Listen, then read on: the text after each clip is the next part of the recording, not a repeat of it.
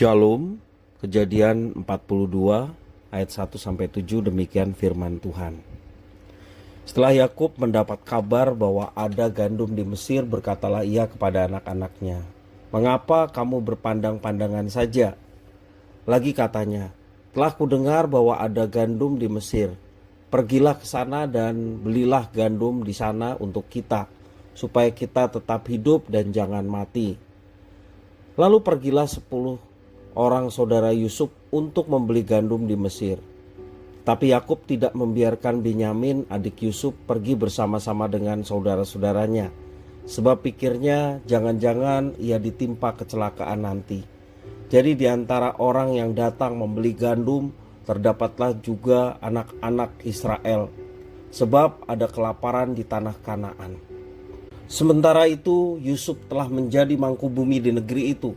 Dialah yang menjual gandum kepada seluruh rakyat negeri itu. Jadi ketika saudara-saudara Yusuf datang, kepadanya lah mereka menghadap dan sujud dengan mukanya sampai ke tanah.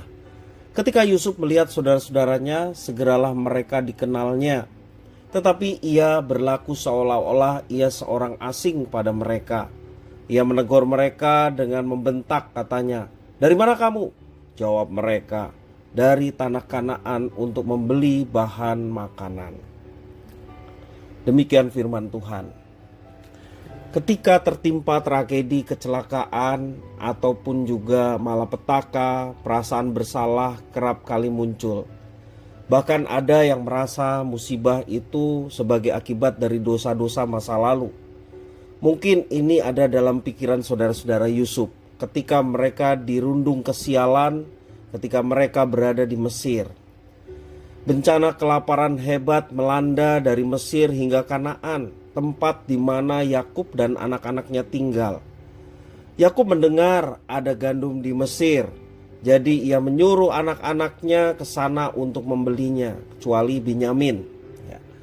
Ketika sampai di Mesir, mereka tanpa disadari bertemu dengan saudara mereka Yusuf, saudara yang pernah mereka masukkan ke sumur dan mereka jual.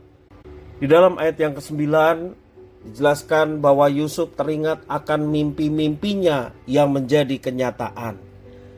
Yusuf ingin tahu apakah saudara-saudaranya masih sama seperti dulu atau sudah berubah.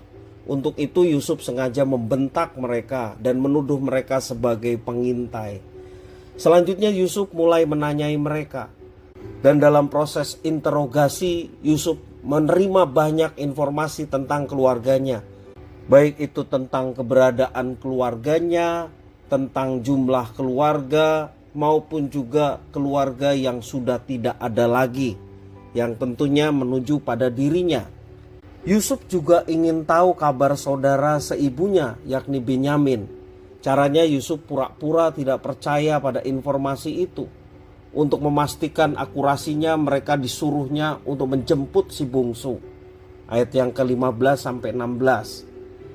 Pada saat inilah saudara-saudara Yusuf mulai merasa menjadi tertuduh karena dosa-dosa masa lalu mereka, khususnya terhadap saudaranya Yusuf.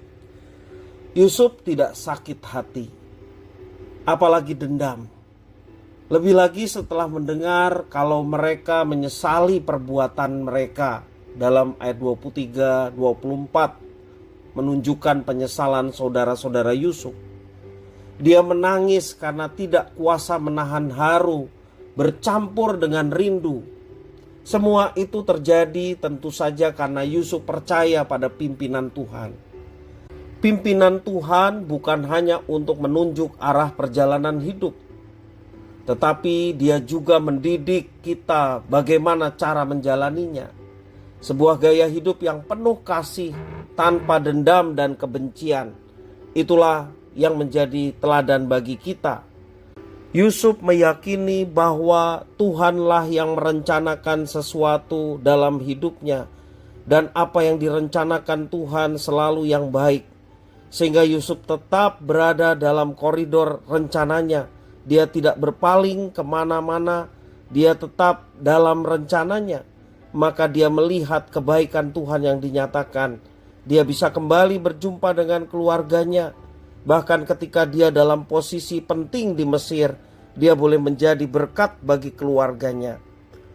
Apapun yang kita lakukan untuk Tuhan, kesetiaan, ketaatan tidak akan begitu saja berlalu.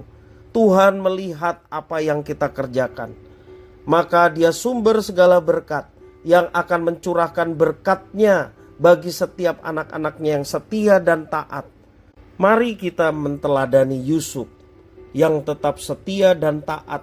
Berbagai macam tantangan, pencobaan dialaminya, tetapi dia tetap setia dan taat kepada Tuhan. Maka berkat-berkat dicurahkan Tuhan bagi setiap mereka yang dengan tekun, setia dan taat akan firman Tuhan. Berkat bukan saja kekayaan seperti yang diperoleh oleh Yusuf, tetapi juga kebahagiaan dalam hidup. Itu menjadi berkat Tuhan yang boleh dicurahkan bagi setiap anak-anaknya yang taat dan setia dalam melakukan apa yang diperintahkannya.